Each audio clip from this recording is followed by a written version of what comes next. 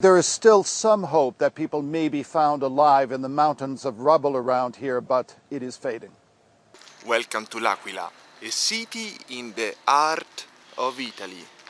About 20 years ago, the teacher in elementary school gave me as an essay, write something about LAquila. And here, 20 years later, we are back in LAquila. At the time, my father thought, if you have to write something about LAquila, let's go and see the region of your grandma in person.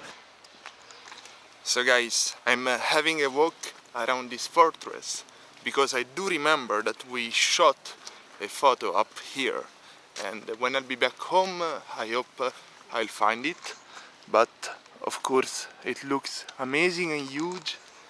And the other good thing, this fortress, it is still on foot, but let me explain it better. By on foot in Italy we mean that it is still standing, even if over there is written work in progress. If you didn't know, Italy, like this tower crane, is a peninsula that is constantly moving, especially here in the center. And by moving, I do mean that year after year, Italy, it is getting closer and closer to Albania, until the point that one day Albania and the Puglia region, they will kiss each other and they will have lots of beautiful children, hopefully.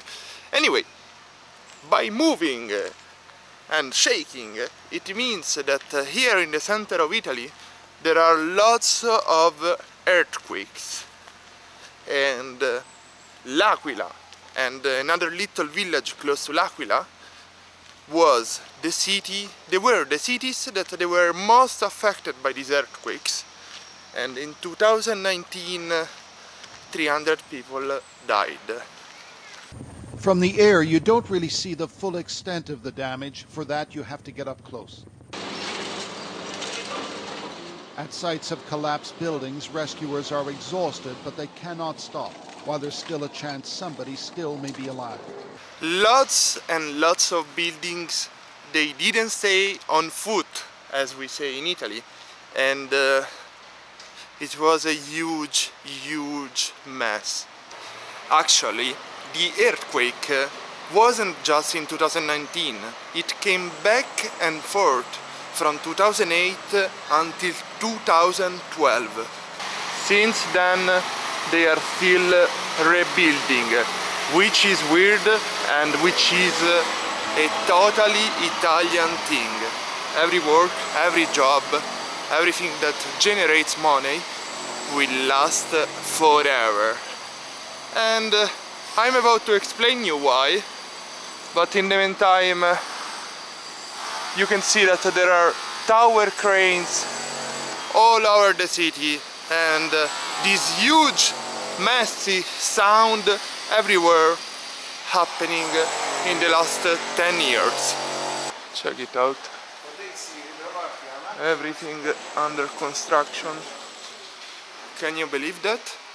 10 years later they are still rebuilding the city. I do understand that to rebuild the city it takes forever, but 10 years with our technology nowadays it is much more than forever. Let's go check and see in person if we can find something interesting where they are constructing and where they are creating the lime.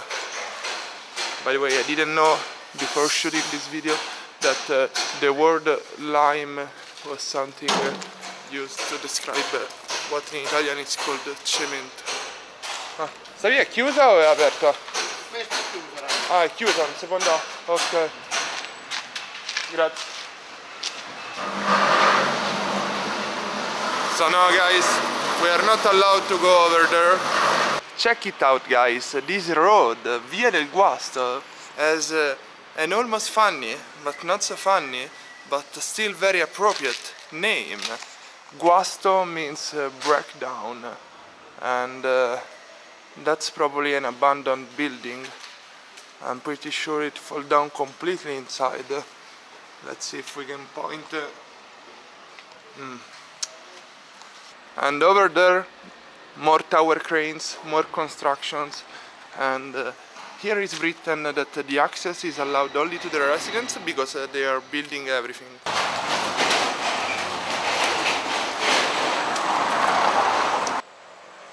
In all the history books from ancient Rome and moving forward, it's written that this city was always subject to earthquake. And you can wonder, look, this is a new building, and this is probably the main church at the time, or something like a castle. Anyway, let me drink for a moment, I will get back to you.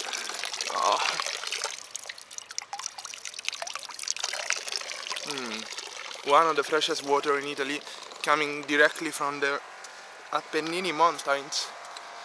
And I was telling you, in all the in all the history books, it's written that there has always been earthquakes in this area, and therefore all the buildings should have built using methods against earthquakes, as they do in Japan, as they do in many other places around the world, and as they should have done here. But you can see the results. At least this one is an old building, but all the new buildings, it's not like they didn't respect the norms, they didn't respect the Italian laws and so on. Apparently they did respect all that, but the mafia didn't. And that's a huge part of the untold history about this situation. Guys, when all these buildings collapsed, all the journalists that came here from around the world, they didn't make the right questions. Check it out, also this building, they are totally rebuilding it. Salve. They didn't make the right questions because they didn't know. How can you think that a criminal organization is behind the construction of an entire city? Check this out. Oh, there is nothing to check for once. This palace must have looked amazing. For sure looks better from the other side. Let's go check it. In the meantime, let me tell you that in Italy, when you say mafia, mafia is just the criminal organization from Sicily. All the other ones, they do have different names. It could be Camorra, it could be 'Ndrangheta, and so on. But one of these organizations, especially the Camorra, was behind the construction of half of the city. It almost seems to be in London. Here we have the London Tower, so nice. And here is the building that is being reconstructed on every side, and all the shops inside, they do have lost their businesses. Can you believe that? They totally needed to change life, all these people, and start absolutely from zero.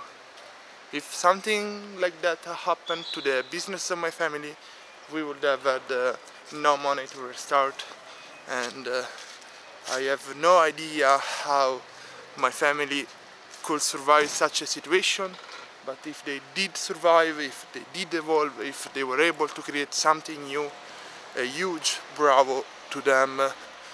They deserve it, and I cannot believe and I cannot imagine how much they have been suffering. Check out also these buildings, and even the London Tower has had huge trouble with the earthquake. Anyway, let's go back speaking about mafia, and there is an important Italian journalist. His name is Roberto Saviano, and probably the guys from Camorra, the other mafia, they want to kill him. For a while he had to move outside Italy, and he wrote some bestsellers. One of the bestsellers, Gomorra, became a movie and also a TV series that explains very, very well the criminal organization around Naples.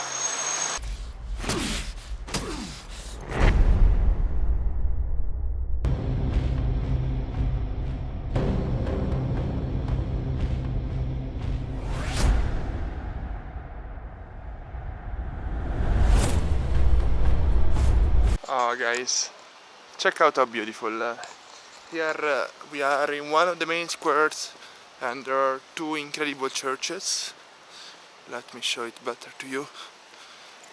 This church on this side and this church on the other side, and a pretty nice fountain in the middle. Speaking about churches, before going back to the mafia topic, let's say something more funny and light. Practically, this city before the earthquake had more than 100 churches, and the reason was very stupid. In the past, hundred of years ago, every family wanted to show that they were better than the other families. There was always this huge competition, and therefore, if you wanted to show that you are better than another family, you should build your own church. You should make it great. And that's why in this city there were built 100 churches. Okay, now let me drink again some water, and then we can go back to speak about sad stuff. Look at this sadness. That's incredible. Anyway, we all know that mafia needs to clean their money, and the money laundering process they do adopt in Italy, in France, in Germany, in UK. We are everywhere. I shouldn't say we. Anyway, the process they adopt in Europe is to buy restaurants and buy construction businesses, because you can fake a lot. You can fake all the receipts possible. I do remember one restaurant in the south of Italy that always had no customers at all, but was declaring $1 million in profit. And also in the construction business, when they need to win a competition and they have to make the price as low as possible to build something, there is always a weird way to be cheap on it. And that's the reason this whole city collapsed. Oh my goodness. Let's go back explaining the money laundering process. They are into the construction businesses, they win these competitions, proposing the lowest price possible, a price that no building construction company would be able to make, and then they start building. When they build, the only way to save money is to use cheap material. When you need to create the lime to build all these great houses, wait, there is a plane. I do not know if the audio is good.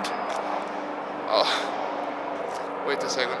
Therefore, when you mix to create the lime, you have to put the right quantity of water, the right quantity of sand, and the right quantity of rocks. You can guess, the rocks are the most expensive thing ever. You need to bring them, they are heavy, it's crazy. The sand is much cheaper, but the sand is not durable. And when you build a house, mostly using the sand instead of the rocks, so practically you're building a house of sand and water. Of course, when there will be an earthquake, it will collapse and end up in such situations. Of course, guys, in Italian I would have used much complicated words. I made a very simple example, but this example is the way to tell you how all this happened. All this happened because they needed to recycle money. The cheap way to do that is by construction businesses, and how to be cheap on construction businesses is to save money on lime, mixing it in the wrong way, in the cheap way, and 300 people died and the whole city is destroyed. We need to thank the US Army for restoring the Mafia in Italy, but that's totally another video. I'm thankful that at least Italy is united and we are not friends with Hitlers and Nazis anymore. Anyway, if you really enjoyed this video, please subscribe and please share it with your friends. I'd love YouTube to become my full-time job, and I end up every video saying thank you for watching, keep reading and believe in your dreams. Ciao!